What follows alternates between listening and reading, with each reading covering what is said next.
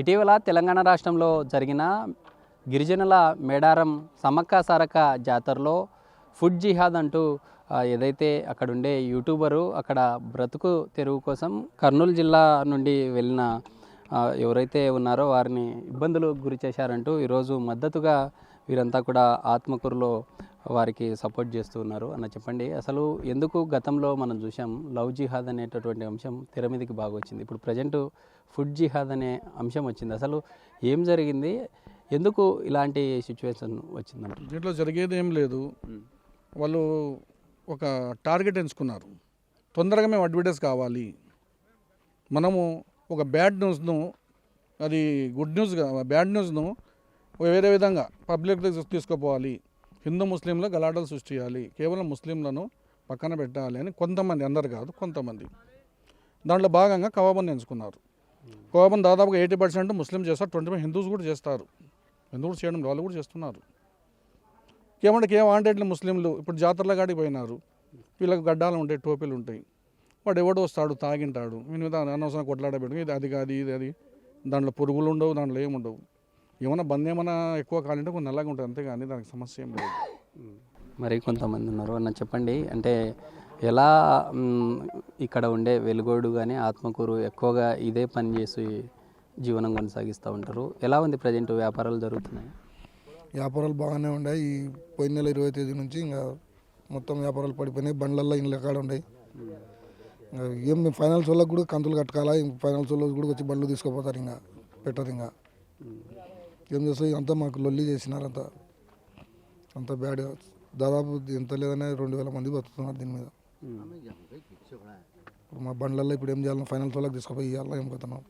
మాకు మళ్ళీ ఇవల్ల ఏం లేదు, మాకు వ్యాపారం జరిగేటట్లా చేయండి. మేము మళ్ళీ పబ్లిక్లో ఏదన్నా ఉంటే దీని మీద చేసి మీరు చేయండి.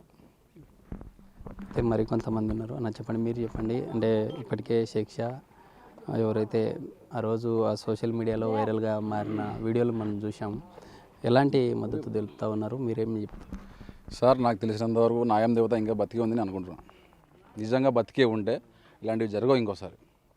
ఇది మళ్ళీ రిపీట్ కాదు. లేదు, న్యాయం దేవత బతికే లేదు అంటే ఇది రిపీట్ అవుతూనే ఉంటుంది నాకు తెలిసినంత. సార్, ఇది చేయకూడదు, ఇది ఆగిపోవాలి. మేము ఇది ఎక్కడి వరకైనా వెళ్తాం, ఏదైనా చేస్తాం సార్. జై ఖవాబన్. అయితే మరి కొంతమంది ఉన్నారు, వారితో కూడా మాట్లాడదాం. బ్రదర్ చెప్పండి, ప్రజెంట్ ఎట్లా ఉంది పరిస్థితి? మనం చూస్తూ ఉన్నాం, ఒక 10 వెహికల్స్ ఆగి ఉన్నాయి. చాలా స్లో అయిపోయింది సార్ బిజినెస్. అపోహ వచ్చేసింది జనాల్లో, ఏంటిది ఏదో కలుపుతున్నారని అపోహ వచ్చేసింది. మనం ప్రజెంట్ వాళ్ళ ముందర క్లారిటీగా చూపిస్తే కూడా వాళ్ళకి అర్థం కాని సందేహం ఉంది, వీళ్ళు ఏదో కలుపుతున్నారనే అపోహ వచ్చేసింది. దగ్గర మళ్ళీ మనకి బిజినెస్ అనేది పెరగాలంటే ఒక సంవత్సరంన్నర పడుతుంది. ఆ స్టేజ్కి వచ్చేసింది. వాళ్ళకి డౌట్ వచ్చేసింది, 10 రూపాయలు వీళ్ళకి ఎలా గిడుతుందనే డౌట్ క్లారిటీగా వచ్చేసింది. వాళ్ళకి తెలీదు, మేము క్లారిటీ చెప్తున్నాం వాళ్ళకి తెలీదు, మాకు తెలుసు. 2005లో 5 రూపాయలు ఉండే బన్, 2012 వరకు 10 రూపాయలు అమ్మినాం. దాని తర్వాత రేట్ పెంచాం, 20 రూపాయలు పెంచాం, గిట్లేదు. 15 రూపాయలు పెంచాం, గిట్లేదు. 10 రూపాయలు ఫిక్స్ అయిపోయారు జనాలు. ఇప్పుడు ఒక ఫాస్ట్ వెళ్ళే జనరేషన్ ఇది. 10 రూపాయలు ఉంటే టక్కని తీసుకుంటాడు, ఒక 5-10 తీసుకుంటారు, వెళ్ళిపోతాడు. 20 రూపాయలు అంటే ఆ నిలబడే టైంలో కూడా ఆలోచిస్తాడు మనిషి, అది 20 రూపాయలు దేనికి పెట్టాలా అని వెళ్ళిపోతాడు. 10 రూపాయలు అనేది ఫిక్స్ అయిపోయినారు. 20 రూపాయలు కూడా అమ్మాం మేము, 20 రూపాయలు అమ్మాము గిట్టలేదు, 15 రూపాయలు కూడా అమ్మాము గిట్టలేదు. ఇక 10 రూపాయలు అనేది ఫిక్స్ అయిపోయింది. ఇప్పుడు 10 రూపాయలకి అమ్మాలంటే మాకు గిట్టుబాటు అవ్వాలంటే మేము జెన్యూన్గా చెప్తున్నాము. ఎవరైనా అడిగితే 10 మంది వస్తున్నారు, 40 మంది వస్తున్నారు, చాలా మంది అడుగుతున్నారు, దీంట్లో ఎలా మీరు ఏం కలుపుతున్నారు, మేము క్లారిటీ చెప్తున్నాం. ఏం దాపెట్టి అమ్మేది ఏం లేదు. ఓపెన్ చేసి దీంట్లో రవ్వ ఉంటుంది సార్, చక్కెర ఉంటుంది, పాలు చక్కెర రవ్వ, దీంతోనే తయారవుతుంది ఇది. దీంట్లో ఎలాంటి కల్పితాలు ఉండవు, ఎలాంటి చెడు రసాయనాలు ఉండవు. మీదంతా అపోహ. ఇది మేము ఒక ట్యాగ్ పెట్టుకోలేగా సార్, హిందువులకే అమ్ముతాము, క్రిస్టియన్స్కి అమ్ముతాము, ఇసాయికి అమ్ముతాము అని ఒక ట్యాగ్ పెట్టలే. కొత్త ఖోవాబన్ ఇది ప్రతి ఒక్కరు తింటారు. 2005-2000 నుంచి అమ్ముతున్నాం ఇది. ఈ మధ్య కొత్త కాలంగా ఏం స్థాపించారంటే ఇది తింటే పిల్లలు పుట్టారంట. అదంతా అపోహ సార్. అది ఎందుకు పిల్లలు పుట్టారు? ఇది దగ్గర 10 ఏళ్ళ నుంచి తింటున్న వాళ్ళు కూడా పిల్లలు పుట్టారు వాళ్ళకి. మేము మదర్సాల దగ్గర అమ్మాం, చర్చిల దగ్గర అమ్మాం, వాళ్ళు క్వశ్చన్ చేయలే కదా.